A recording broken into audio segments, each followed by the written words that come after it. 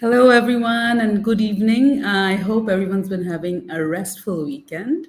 And after a hectic work week, we are here on a Friday evening to conduct our second webinar that is hosted by Sajida Foundation's mental health programs. And the media partner for this webinar is Dhaka Tribune. Today's topic is something that interests me immensely. It's organizational mental health. So, apart from hosting or doing this, I also work as someone who's in an organization and doing the organization management as well. So, this is something that I'm really interested in. So, I'm hoping that there are many people who'll be watching and listening to our experts today. So before we start, I'd like to kind of give a little bit of a background or precursor about organizational mental health. So workplaces can play an essential part in maintaining positive mental health. They can give people the opportunity to feel productive and be a strong contributor to employee well-being. Yet, it can also be a stressful environment that contributes to the rise of mental health problems and illnesses. No workplace is immune from these risks. A negative working environment often leads to physical and mental health problems, harmful use of substances or alcohol, absenteeism, and lost productivity, whereas workplaces that promote mental health and support people with mental disorders are more likely to reduce absenteeism, increase productivity, and benefit from associated economic gains. With most adults spending more of their waking hours at work than anywhere else, as you all would know, or traveling to work as well, addressing issues of mental health at work is vitally important for all people. Globally, now, if I just tell you some facts, globally, an estimated 264 million people suffer from depression, one of the leading causes of disability, with many of these people also suffering from symptoms of anxiety. I think a lot of us are familiar with this nowadays, especially. A recent WHO-led study estimates that depression and anxiety disorders cost the global economy US $1 trillion each year in lost productivity. Data suggests that 55% of people with mental health problems make unsuccessful attempts to return to work. And of those who return, 68% have less responsibility, work fewer hours, and are paid less than before. Just alone in the European Union, work-related stress is of the major concern in nearly 80% of establishments. Studies have also shown that rates of mental illness are rising in the face of a pandemic that has left many isolated and struggling financially, emotionally, and physically. And these illnesses don't disappear when employees clock in for the day. Yet, even during these challenging times, far too many organizations ignore this impact, offering only empty platitudes or still treating mental illness as a taboo topic in the workplace. In light of Bangladesh, the case is similar to that of the other countries as far as organizational mental health is concerned. It can be clearly observed that the priority of maintaining a well balanced mental health um, within the organization is often ignored in most of the corporate offices as well as in the larger industries. Especially after the pandemic initiated in the early 2020, the impact has been observed to be severe, and yet little initiative was taken to maintain the mental health well-being. Hence, in this webinar, we are here to talk about the importance of organizational mental health in Bangladesh. So that's a bit of the background, and now I would like to introduce our guests, our esteemed speakers for today. We have with us, and I hope I'm saying this right, Vibka Welgemode. Okay. She is the Chief Operating Officer of ICAS International and a licensed counseling psychologist with over 15 years experience in the EAP field. Hi, Vibka. Hello. Hi. Very nice to be here. Thank you. Thank you for joining us. I'll just go on to introduce the rest of our speakers. We have Mohammed Salim Hussain, who's an assistant professor in the Department of Psychology at the University of Dhaka. Mr. Salim, hello. Hello, Shreya. Hello. Nice to meet you. We also have Dr. Ashik Salim, who was with us in our last webinar as well. He's the head of Sajida Mental Health Program and the managing director and lead psychiatrist of the Psychological Health and Wellness Clinic. Hi, Mr. Salim. Hi, Shreya. Nice to see you today. You too.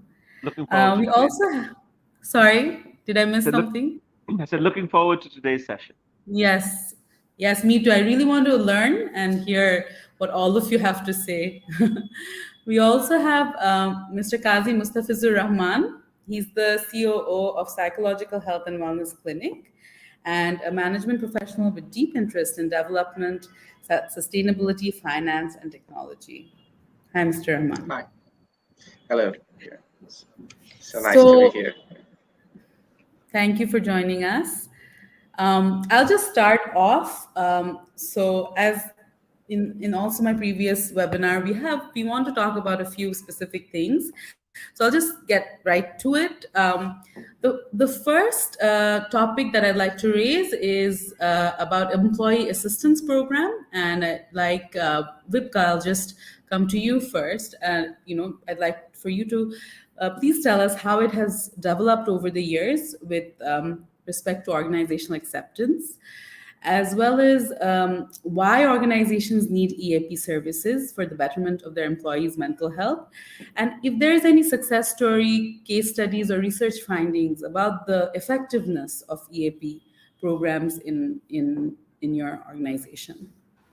Great, thank you so much, and very happy to share with you some thoughts from the global arena, but then hopefully joining you in a discussion of what that means for your environment and your country. Because I think considering that we're talking about something relating to mental health, there is no generic formula.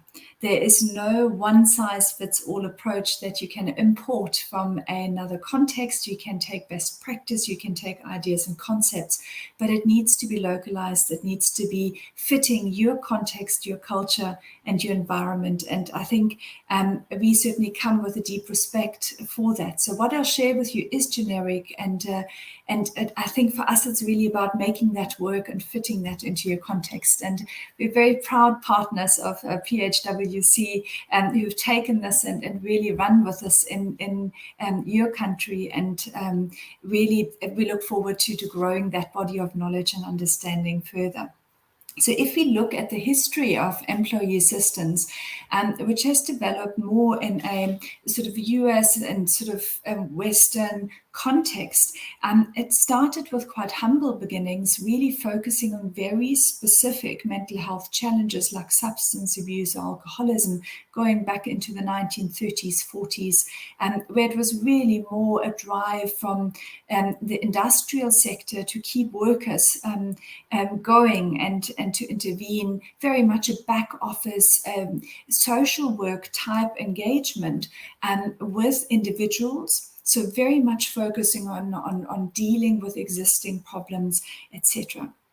Now, the field has evolved drastically over time to really look at a more all-encompassing solution that looks at various problems. So not just substance abuse, but really looking at the full range of psychosocial issues that people experience. And that came in recognition of what you mentioned earlier, Shreya, that people don't leave their problems at the gate. They bring them right into the workplace, and that will impact on how they are able to perform their work. So the program started to evolve over time to become encompassing of things like broader mental health challenges, family problems, relational problems, and issues at work that were really around the work environment rather than just practicalities.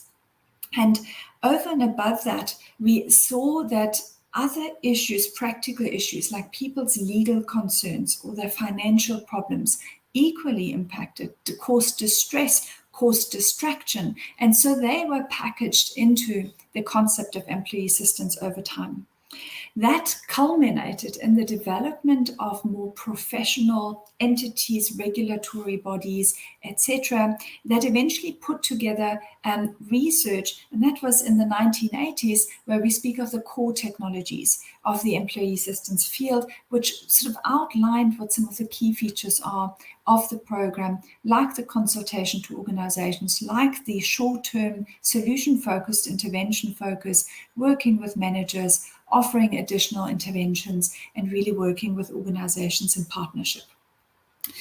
Now, when we look at how the field has evolved, there are for me three trends that I wanted to perhaps outline that stand out for me. And that is one, that when we started is in the field, is that the initial position was very much one of welfare and responsiveness to an existing problem. We like to sometimes refer to that like the tears and tissues approach. And that's just describing how it was really about helping an individual in distress. And we've retained that, but I think what's been added to that is that the EAP is increasingly recognized as a strategic partner within the organization to be more than just welfare, but to really be part of business success. And I'll talk about the business case in a moment, but that for us has been really something that we've observed over time. It's not just a nice to have. It's not just something that we do because we're kind or we have, the resources to give a bit extra, but it's really been seen part and parcel of achieving business success. The other transition that we've seen over time is that employee assistance started out very much from a psychosocial perspective, financial and legal incorporated, but has increasingly grown to be more encompassing of a broader well-being agenda. So looking at the whole person from a physical perspective, a spiritual perspective, a social perspective, as well as a psychological perspective.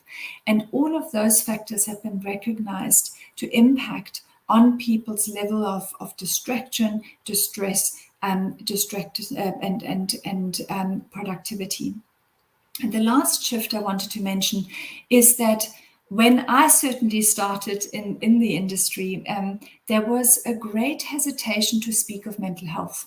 And I think that's been a broader trend in society that I'd say 15, 20 years ago, we tried to find lots of different words just not to say mental health. So we spoke about behavioral risk management, we spoke of human capital risk management, we spoke of all sorts of things, but just not to go to mental health. And that has changed completely.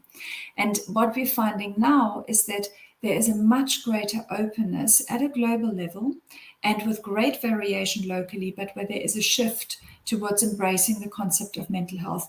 And Shreya, you refer to very pertinent and very important statistics in terms of the shifts and the recognition of the impact of depression and anxiety, for example, in terms of burden of disease. And that is increasingly recognized. We've seen a number of trends that have caused all of these shifts, and that is that I think generally there's a greater awareness in terms of mental health. But there have been historical events that are driving that as well in different countries, in different contexts, where there have been some global events like various catastrophes or events, terror attacks, or a Me Too movement, or a Black Lives Matter movement, etc., in parts of the world. But most importantly and most impactfully in many regions of the world have been the experiences of COVID-19, which have accelerated the jump to realizing that we're more than just workers, but we're whole people, because we had to enmesh and entangle the work and the home environment. And in some ways, that's really furthered the mental health agenda. So I hope that gives you a little bit from a global perspective an overview of some of the trends that we have observed. And before I jump into business case and the case studies, I was wondering whether there was perhaps a comment from my fellow panelists or perhaps any other item, Shreya, that you would like me to focus on in that regard. Any other comments? Otherwise, I'm happy to jump into the next part of the question. So, as someone, if you could explain a bit about what usually, is in an EAP. Yeah. For someone who's not experienced it, I think, Sure. if that's not a redundant question. No, not at all. I think it's really important, and thank you for raising that. So what we normally want to achieve with an employee assistance program is that we are making professional services available to organizations which they put in place for employees, and they're normally their family members to be included. And that would normally incorporate counseling or coaching or both as services, where we would want to offer that in an as convenient a way as possible, so where people can access that 24/7 when they need to, when they want to, in a medium that they enjoy. So do they prefer chat? Do they prefer speaking on the phone? And where they can then receive counseling in the moment, assessment of their problem and their requirements, but then also receive counseling that is more ongoing. And that depends a little bit. That could be, 4, 5, 6 sessions or more, or whatever the case might be, but an engagement with a counselor over time to work on a particular problem. And similarly, we would expect that we provide legal and financial support. So if someone has a query relating to, a family law issue or consumer law issue, or struggling with debt, for example, that they can receive some practical input from professionals relating to those topics. Another component that's critical in an EAP is managerial support. And we certainly find that that is very important in most organizations, is to support managers to become better people managers. So it's not to replace HR, and that remains its own separate function, but it's in support of HR, where we are there to deal with those soft issues. So if someone needs to do performance management, how do I deal with that person on the other side? How do I have that conversation? How do you do that in an appropriate way? And so those would be some of the things that we can support managers with, and guide them and support them and build their capabilities to be good at that. And another element of that are the organizational services, supporting organizations through the data that's derived from the program, consulting to the organization in terms of the trends that we're picking up, proactive or preventative interventions that can result from that. So if we're seeing in an organization that they're struggling with work-life balance or stress, one could then put in place an intervention, and that's then evidence-based. It's not just because you think it's a good idea, it's a good idea to do that. So it helps really to shape that. And other services like supporting during critical incidents, so if there is, a natural catastrophe or a particular accident at a site, where we can really intervene swiftly to contain and support, to ensure that continuity for that site, for that workplace to continue, which has a direct impact on recovery and performance following such events. So I hope that gives you a little bit of an overview what we would normally consider to be some of the core services. It really does. Thanks for that. Great. And then I want to perhaps jump to the business case, because you might wonder now, why would we want something like that? And what is the reason? Why spend money on something like that? And here it's important to consider the return on your investment.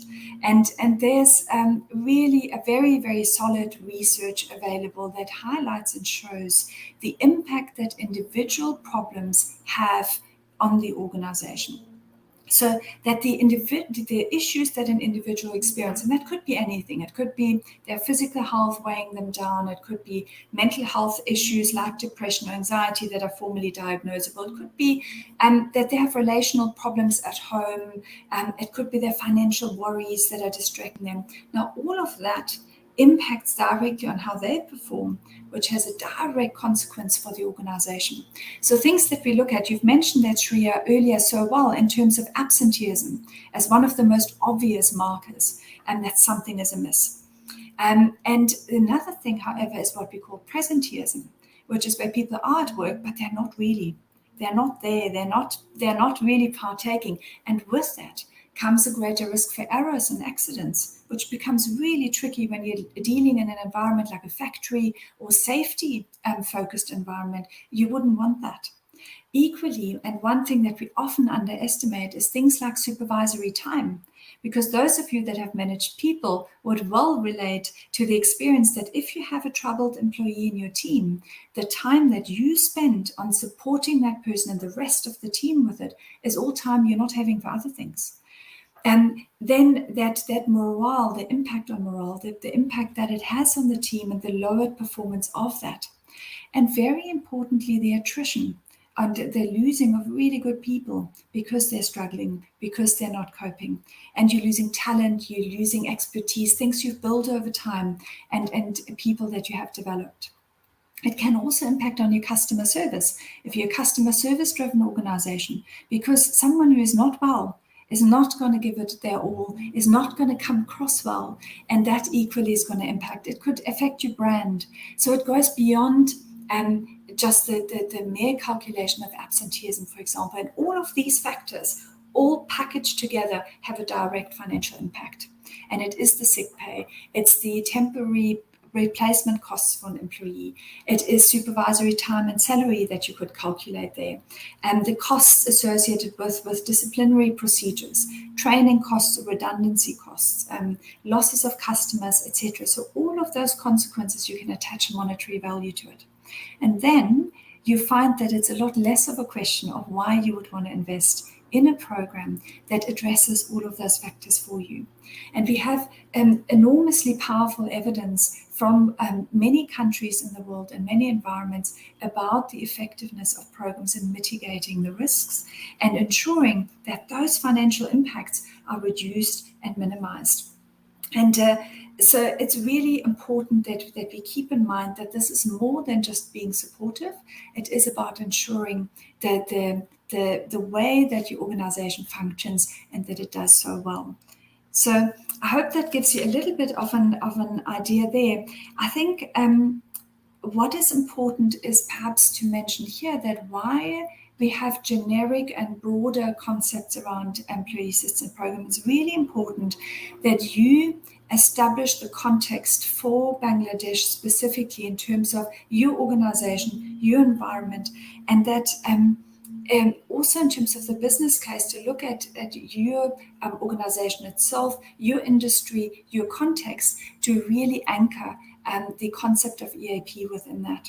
And that by its very definition, an employee assistance program and a mental health program is context specific and is driven by that. So it needs to be adjusted, it needs to be amended, and it needs to be localized through an understanding of all of that. And that takes me to the final question that you asked, Ria, which is really around examples. And I wanted to pick a country which I think has seen a very positive development in terms of employee assistance programs over time, and wanted to perhaps draw maybe not parallels, but some context-specific factors that might be of relevance for your particular environment. And in this instance, I have picked South Africa. It's a country that I have had the fortune to live in for many years. But that is marked as a country by volatile political and economic climate. There are great disparities in terms of income between rich and poor. There are extremely limited public health resources, particularly for mental health support. There are lots of people requiring care, but very little support resources to do so. And at that heart and basis was really a drive to look at how, beyond the public health sector, the private sector and the NGO sector started driving the mission around mental health. And EAPs have really become the bridge in South Africa to fill the gap between the need and that which was available from the public health side and that which it wasn't. So really filling that, getting mental health care to many, many individuals. And because the service extends to families, it reached families and communities. And it really managed to bring to life the concept of mental health This is a country where stigma around mental health, and I wonder whether that is something you can relate to in Bangladesh, where stigma was a huge factor in holding people back from seeking mental health care. And by incorporating that messages into the workplace and driving that messaging, and that was hugely successful to increase uptake and acceptance of mental health care over time. And so what we have seen in that country is a massive growth in terms of mental health availability through employee assistance program. The commitment from the government as well as from organizations to employee assistance, and really driving that as a vehicle for addressing mental health issues across the country. Another thing that stands out for me is that South Africa as a country looked for local solutions. It took what was available from Western theory, from Western concepts, and looked at how does that marry with some of the local African understandings of context, cosmologies of meaning in the world, around bereavement, around loss, around trauma, etc., and packaged all of that, finding a way to understand mental health in a local context. And again, I'm not discarding the concept, but rather embracing it and looking for a local solution. And I think for me, that stands out as a successful way of taking something and really bringing it to life in context and making it relevant for people that need it the most. And perhaps another example is from an organization where we have implemented an employee assistance program, a global organization, in fact an airline. And I thought it's a nice and topical example. Airlines, as you could imagine, have been hit substantially by the COVID-19 crisis. They've also been hit by obviously financial losses because of it. And we have supported this airline over many years, have supported them through these crises, through direct support to individuals, but organizationally driving campaigns, and in some ways bringing together, when people were sent home and fragmented all over the world, literally, managing to hold it together through ongoing support. And here it was about holding things together. And in this instance with this airline, because safety is such a critical component in aviation, well-being and safety are very closely linked. And by supporting that airline, we have really been able to support them on their mission to have zero safety incidents, to support their commitment to aviation requirements, and have been driving that with them, and have been there for them when things changed and were challenged, restructuring being one of the events that they had to endure following COVID-19, where we have really been able to support and partner with them to guide them through that period. So that's just an example of a particular organization, but I think now I've really used up my time, and I shall hand up back to you, Shreya. Thank you so much, Vipka. That was, for me, that was such an interesting examples you gave about South Africa and about the airlines and about, the setting the context for EAP. And I would like to learn more. And whether in Bangladesh we have such services, I'm sure we'll get to know in this session as well. But now I want to move on a bit and talk a little bit about research activities and development of professional initiatives on organizational mental health and how that should be taken in Bangladesh. And I would like Mohammad Salim Hussain to talk about that. Also, if you would discuss about the existing scenario of organizational mental health in Bangladesh from the academic perspective.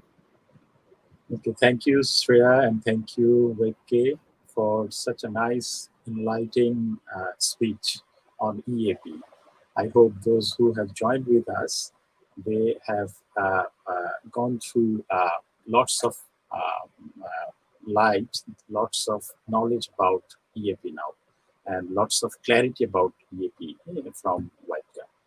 So in Bangladesh, actually, the journey on organizational mental health is relevantly new. From academic perspective, if I say, then organizational psychology or industrial organizational psychology. This has been started their journey in Dhaka University, the Prime University of Bangladesh. That is in 2015. So from 2015, we are running a professional master's program on industrial organizational psychology. And our current fifth batch is running and sixth batch are coming. So this is the academic side of industrial organizational psychology development in Bangladesh. We have also another university in Bangladesh, that is Jagannath University. They have also started industrial organizational psychology in 2016. From 2016, they have started specialized master's program on industrial organizational psychology.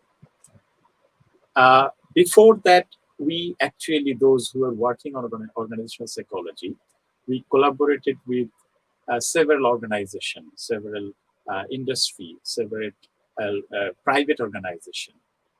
And from that collaboration, or from that bridging, we collaborated with several organizations like USAID Bangladesh, like En route International. We have also collaborated with PHWC, and we have also collaborated with Epilian Group. There are several groups. Even there is another textile organization, Viela Tex. We have also worked with them. And at that time, we were aware, we were trying to aware them regarding the organizational mental health. Of course, at that time, we could not introduce EAP services for them, but we have tried to work with the mental health issues or workplace well-being issues of the workers as well as the officers of the organization. And from that push, Bangladesh government has taken an initiative, and they have gone through a law. They have established a law of appointing a welfare officer for every garments in Bangladesh. Governments who have more than 500 employees, more than 500 workers, they must appoint a welfare officer. So that has been enacted through BGMEA and BKMEA. So this is a great progress that I see. And later on the basis of this welfare officer program, we introduced a workplace well-being management program in different organizations, workplace well-being management program. And later on, whenever PHWC came into the market and they collaborated with ICAS, they came with a very specific and internationally recognized EAP service program. And from Dhaka University, we collaborated with PHWC, where as an academician, we can learn something as well as we can give something to PHWC. And through this bridging, we have started few research in Bangladesh. Actually, the EAP program that are running in Bangladesh, where we have started an impact evaluation of this EAP program, so that we have some solid data, we have some solid research findings on the basis of which we can move forward. In addition to this, there are some other programs which several organizations are implementing internally. Like there are some organizations who are implementing PIP program, Performance Improvement Program. So we are also supporting this program, which are running internally. We help them develop executive coach. We help them develop executive mentoring issues. So these are the things that we are we are working in collaboration, academia and industry. As well as we are also supporting some internal EAP services. Although this is not the definition that you gave, it is not exactly like this, but they call it EAP. They provide some specific services like mental health services, and they provide some online services or on-call services. So these are the things that currently going on in Bangladesh and in academic area. And one thing that I'd like to mention, that is through this industrial organizational psychology program, we have started few thesis studies, few thesis program, thesis research. Our students, our professional, our master's students who are carrying out their master's program, professional master's program, they are also running some studies. They are also doing some research on industrial organizational psychology issues, and some of them are very specific with EAP. So these are the things which are going on, and I hope with this industry academia collaboration, we will do more research on the basis of which we can look forward for a better organizational health in future. Thank you, Shreya. Thank you so much, Mr. Hussain. I'd like to now move on because of there's a time limit, so I'm just going from one speaker to the next. I'd like to move on to Mr. Qazi Mustafizur Rahman, who is now at PHWC. So I'd like to hear from him about some of his experiences regarding organizational mental health from PHWC, and also set a perspective of what type of programs relating to organizational mental health PHWC is currently conducting, and how the same is maintained within that organization.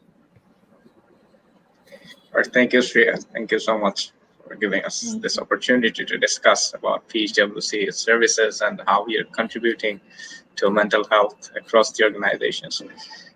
So actually, it dates back to the establishment of PHWC when Bangladesh was facing with the influx of Rohingya people from Myanmar. So after the establishment, PHWC extended their support to this refugee program by supporting employees of different development organizations who are actually deployed in Cox's Bazar and were working on the rehabilitation process.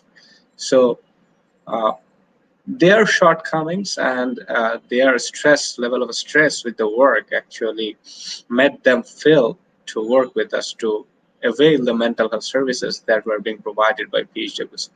So as you know that PHWC maintains utmost quality in its services, both in counseling and other corporate services. So we were the first to reach out to those people and to give them those help of support. And gradually, obviously, I would like to thank ICAS for the development in PHWC that we have also introduced EAP services with many organizations. So it actually, the first things where we were giving group sessions, group counseling, individual counseling, different workshops related to stress management, work-life balance, and relevant topics based on the need of the organizations. But once EAP came in, so it was a complement, like rather than requesting us for the services, you can actually have a year-long set hand of your help for the employees. So that was a magic that worked with those organizations that we are already working.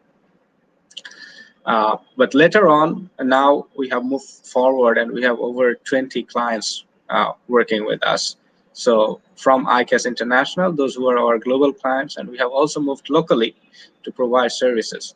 So I believe that, as Waka mentioned, that it was a stigma in South Africa. The context for Bangladesh is quite similar. So often people don't speak about us. And here, there are many professionals that they have worked in different cultures in an organization. They come from very wide mindset or from a very stringent culture of pressurizing people. So in those contexts, it is taking time to educate people. So once people get this education and the awareness could be built up to actually make people avail EAP services in Bangladesh. One more thing that I would like to mention about is that so EAP services, as we could say, that it's available for both the employees and also their family members.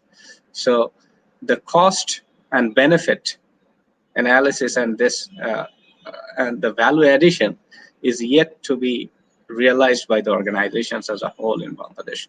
But obviously, from PHWC, we are trying hard to build this awareness and going to to the organization's doorstep to make them much more aware, educate them. One of the key components is that we offered them with the EAP. Our packages are also customized, and with this EAP, we provide different range of services, from awareness building seminars to different workshops and complementary sessions, so that it actually flows through the mouth of people, from organizations to organizations. Once a person can get help from us, he or she will be sharing with others. So I think that essence is built in the culture of PHWC, where we try to make the organizations feel comfortable with us. Another core component is the issue of confidentiality, where actually, even you see when you are facing problem in organizations, some people do share with their colleagues, but majority actually don't want to say their weakness to others. People might deem them as mentally weak or being unable to cope up with some pressure or with personal issues. But I think our PHWC services, our not only just the EAP, but our counseling services, our psychiatric services. We are collaborating with Salim Bhai on the training aspects. So these are opening up the rooms for people to express themselves, to be self-aware about their mental condition, and to get a safe gateway to speak about their problems. So I think the employee assistance program and any other counseling services that are evolving in Bangladesh are creating this room for the people to speak up, to stop the stigma and make more awareness about mental health and about its care. So thank you. So that was from me. Thank you. That was a great introduction, and I think you also nicely, brought kind of highlighted what are the challenges that that you must be facing right now. Before after the next discussion point, I have a few questions myself, which we can discuss in our Q&A round, but I don't want any of the speakers to be missed out. So I'd like to move on to Dr. Ashik Salim, and I would like you to and also anyone else in Vipka, if you would also join in on this discussion, is that the role of a of course, it is very apparent that a healthy workplace is integral for overall productivity. But from a mental health perspective, if you could kind of elaborate a little, Dr. Salim, about this for the organization, how good mental health or well-being, where it's maintained, how that helps in an organization, and what type of strategies should be taken by different organizations and work environments for the overall mental health and well-being of their employees. You're on mute, Dr. Salim. Yeah. Thank you, Shreya. I mean, I've enjoyed the last 45 minutes so much. It's been really wonderful. I mean, every time I hear Vipka talk about EAP, I learn new things, and I think there's a lot for us to take in from that. Salim Bhai is a wonderful partner for us right now, and Mustafis is carrying the torch for PHWC right now. So just wanted to say thank you to them for joining and for sharing their thoughts. From my perspective, I think Mustafis mentioning the Rohingya crisis was very pertinent because when the refugee crisis started, there was an impulse within all of us that we need to do something. We need to raise funds. We need to send clothes. We need to send food. And for us, the impulse was, well, we're a psychiatric service. Let's go and see if we can provide any kind of intervention. But at that point, we took a little bit of a step back and we thought, well, actually, why don't we support the people who are supporting the Rohingyas? And it was kind of like an aha moment for me when I thought, well, actually, and while during today's discussion, I was thinking that if we, Bangladesh is now becoming a middle-income country. We are growing. Industry is growing, service industry is growing, factories are growing, and as a result, we are all being employed. And if we are provided by well-being services by companies, then we are contributing significantly, not just to the individual, but to the family across the country. And I feel that yes, the state has responsibility for providing clinical services for those who are unwell.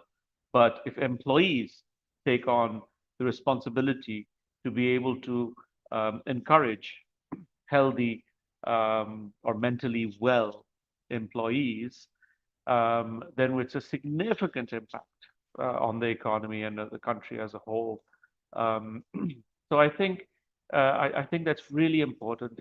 One of the things I've learned throughout the years that we've been doing this is that there is a difference between there is a difference between a clinical service and an employee program, and I think this sometimes gets a little bit confusing. So, and I think it goes back to the discussion of um, of, um, of primary care, so of health and illness. It's very important for us to realize that EAP, Employee Assistance Program, is about health.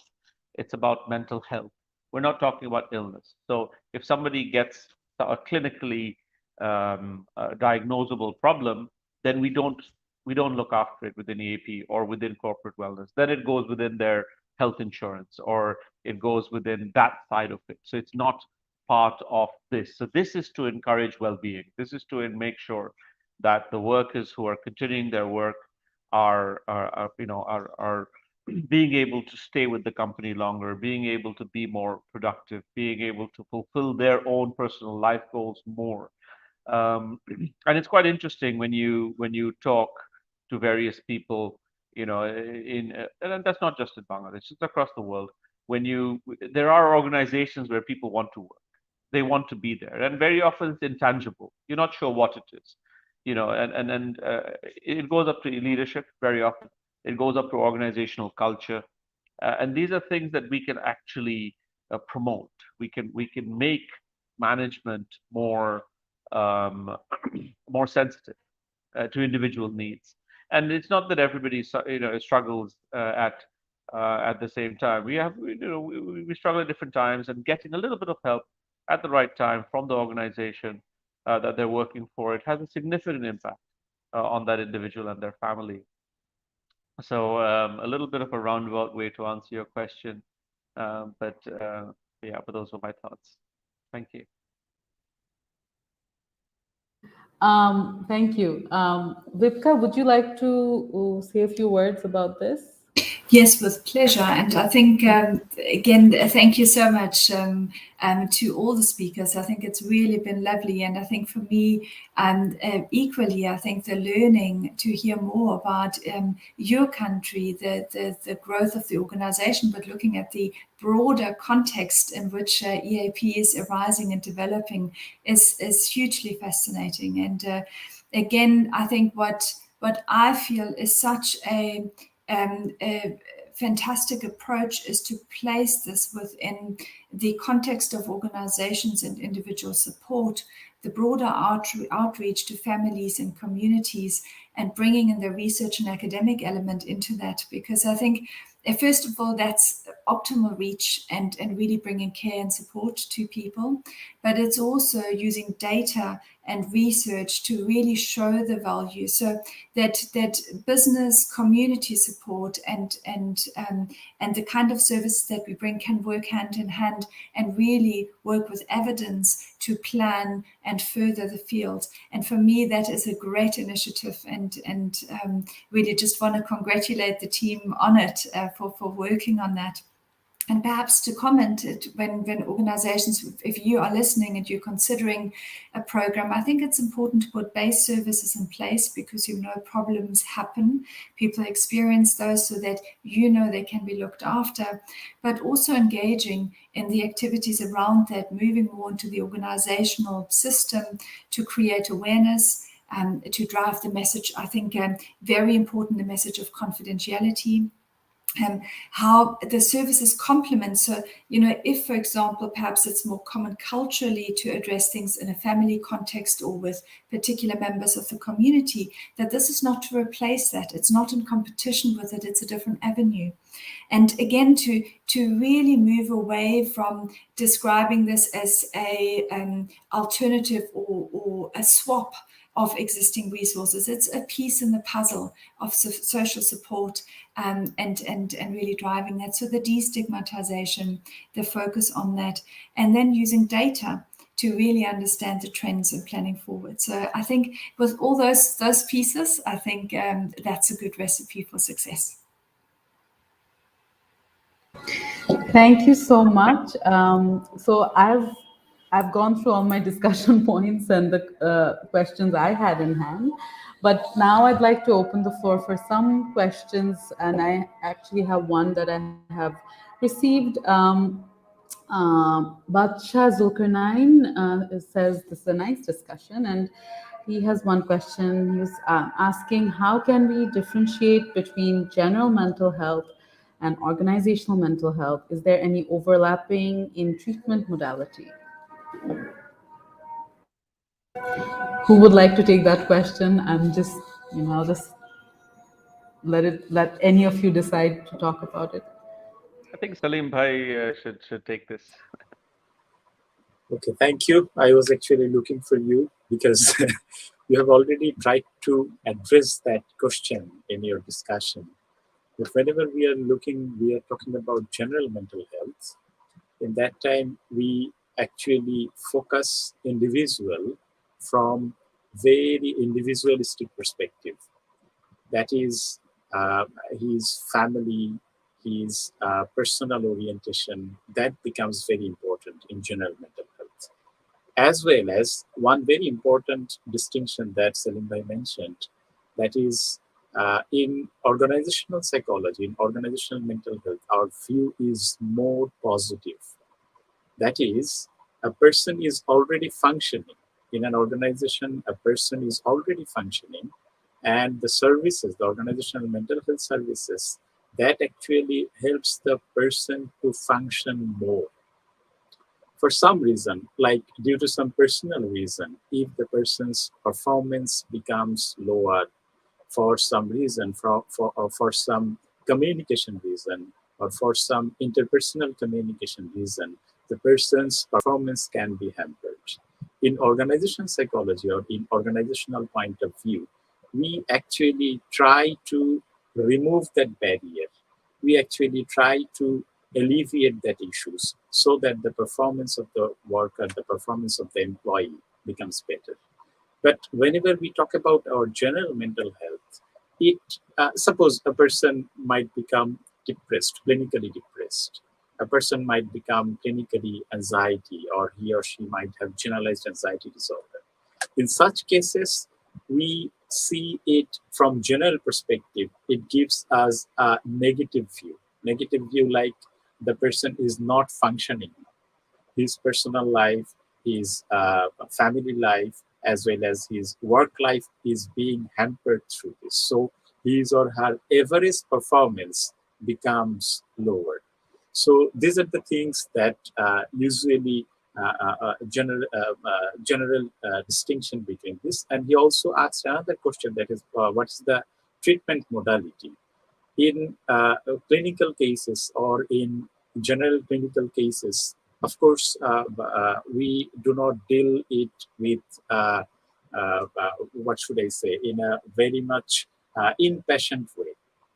Like in EAP services, like in organizational services, the issues that we can deal with, that we provide either EAP services or organizational counseling services, but we do not provide any kind of inpatient services over there. But in general cases, we may also refer the client to the inpatient services. So these are the general differences. I hope if anyone else would like to add, that would be more great too.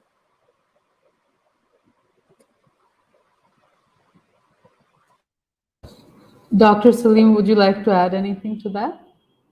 No, I think Salim Bhai said right, and it fitted in with what I had also trying to discuss, that that organizational well-being, where usually we're dealing with people who are working, and it's about if they are struggling with an aspect, so it's more on the spectrum of health rather than illness. So treatment doesn't come into this, whereas in general mental health, it's more holistic. Whereas in organizational well-being, we are focusing on functionality at the workplace, and obviously, part of the employee well-being is also to be able to guide the organization in about how they can become healthier, maintaining full confidentiality.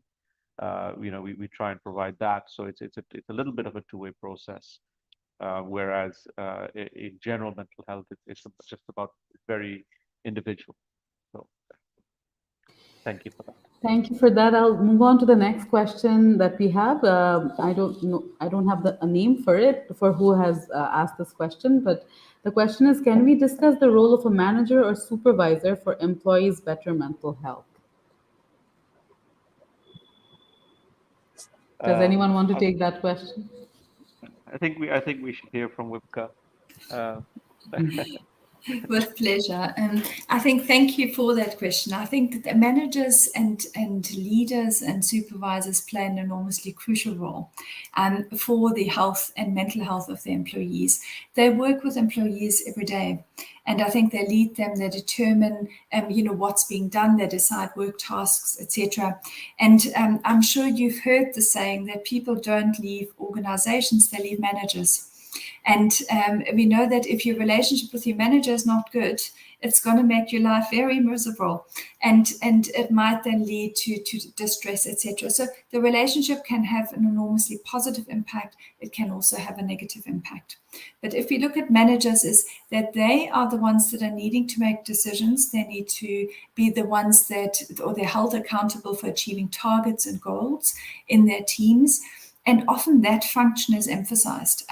So they report on their numbers, etc., etc. And what we're needing to achieve is that managers and supervisors understand, for them to achieve their numbers, they need a team that's functioning well. And with that, it means every single individual. So that then looking after the mental well-being of the team is not just something you do when you've finished all your other work tasks and you've ticked the numbers on your report, but it's part and parcel to get there. And that we really highlight that. So I think a lot of work is needed, working with managers and supervisors to understand that as an integral part of their role and responsibility as a manager, and to drive that, because organizational culture is driven from the top. And if we get our leaders and our managers and our supervisors to embrace the importance of well-being and driving that sets the tone for the entire organization. So that work, the work that we do with managers, is enormously impactful because it reaches all the way into the organization. It filters into the system, and it allows managers to become better people managers and really drive a culture of well-being across the board. So I hope that gives an answer to that.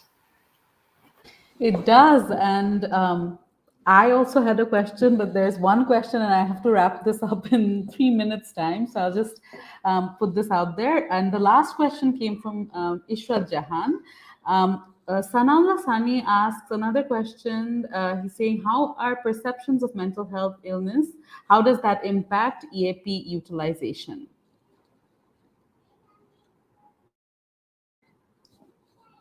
I'm on mute. So I'll take that. And I think we'll wrap up in 2 minutes after that. So I mean, utilization is basically the percentage of people who use our service, and definitely the perceptions of mental health has a role in it. There was a comment early on about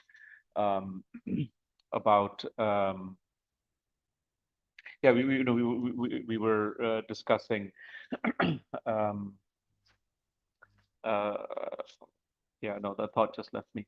But if we yes, I remember. So Vivka was talking about how not calling it mental health and calling it something else.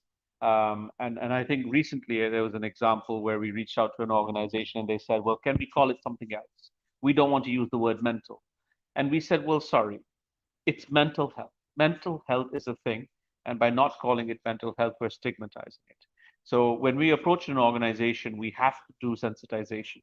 We have to go and tell them about mental health. We have to tell them about about what it is, because it's the lack of knowledge that perpetuates the stigma. And by us not calling it what it is, we are also perpetuating the stigma. So absolutely, if there's an organization which is sensitized, and that's also our responsibility to be able to give them that right sensitization. If we can do that, then definitely the utilization of the service will be higher. So absolutely. I think we still have a few seconds. We might be able to take your questions, Shreya.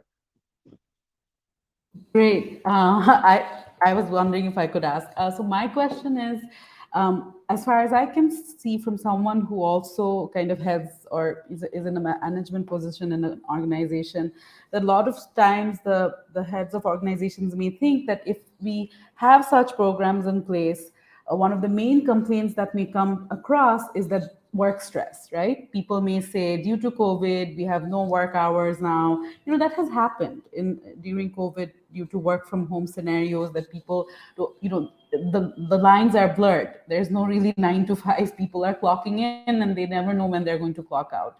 So I was wondering, how do you deal with that? When if a certain organization, the leaders feel like, how do we deal with that when employees start speaking about work stress in a scenario where we are trying to assist them? We may not be able to reduce the stress overnight. So how would that work? So that is one of my questions. Another thing that Vipka had said about communicating properly. How important do you think is internal communication within an organization when you talk about a EAP program? So how to let people understand what this EAP program is, etc., before you introduce it. So these are my 2 questions. Okay, I can take the first one. That is the work hour issues and the stress issues. We were recently talking about mental health, social health, physical health, etc. But recently, a new issue has emerged, that is digital health. Whenever we are working from home, one of the vital issues that has been hampered is our digital health. As you have mentioned, that we have time to enter, but we don't have time to clock this out. And in this era of 4th industrial revolution, our office is always with us. You have an internet connection, you have a smartphone, so you are always on job. Even if you go to washroom, sometimes you have to take your workstation with you. So this is a serious issue that is emerging. And recently, we are working on building awareness on digital health issues also. Some of the organizations, they have also understood the importance of digital health, and they are also communicating with our organization like academia also, as well as PHWC, regarding the digital well-being. So we are working on that. We are developing a complete protocol and plan regarding the digital well-being. So I hope that will help in the long run in near future. Thank you. So I have taken the first one. I think if Vipka would like to take the second one, that would be it. Okay. So is that for the closing comments? Sorry, I was disconnected. Yeah, I know you were disconnected, and that's since fine. you don't apologies for that. Yeah. Yes, so just from my side, then a huge thank you for having me join this discussion. I very, very much look forward to hearing more coming out of Bangladesh from PHWC in terms of the developments. I'm really looking forward to the research you're working on. I think it is exciting to see the development, to see the growth of this field and the important contribution it will make to the people of Bangladesh. And so thank you for driving that. And really, it is a great honor and privilege for us to be part of that partnership. Thank you. Thank you so much, Vipka. Since we're actually out of time and we've gone over, so I'd like anyone else, if you have any, closing remarks before we end this session today.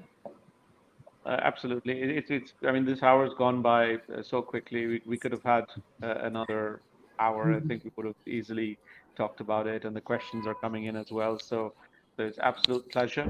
Thank you very much. I do want to mention in the closing comments that Sajida Foundation is the kind of the umbrella that holds us all together. They are the backers behind PHWC. They are the organizers of these webinars, and they are a really good example of a company that is very sensitive to to mental health, to its employees, to its beneficiaries, to its social enterprises. I mean, Sajida Foundation takes the EAP services from PHWC as well, and people enjoy working for it. So just those are my final thoughts. And then thank you everybody for joining. I'll pass it over to Shreya, and then if you can finish our session today. Thank you, everyone. If anyone else has, I'm guessing no one else has any ending remarks. I would like to end by saying that this has been such a great conversation, and I really enjoyed learning about EAP and organizational mental health and all that you had to say. We have had various comments and questions, which also made this a very, very interesting conversation. I'd like to say that I think it would be a great day when we come to that day when all organizations understand the importance of providing support for their colleagues for mental health and for creating a environment that is helpful for the org, and they understand how it would also be helpful for the business of the organization as well. And then, we are going back to a week of whirling work again, starting for some people from tomorrow and for some people from Sunday. I hope everyone has a fruitful work week that is not as stressful and that is productive for everyone. And on that note, I'd like to end today's webinar session. Looking forward to everyone joining us on next Friday for our third webinar.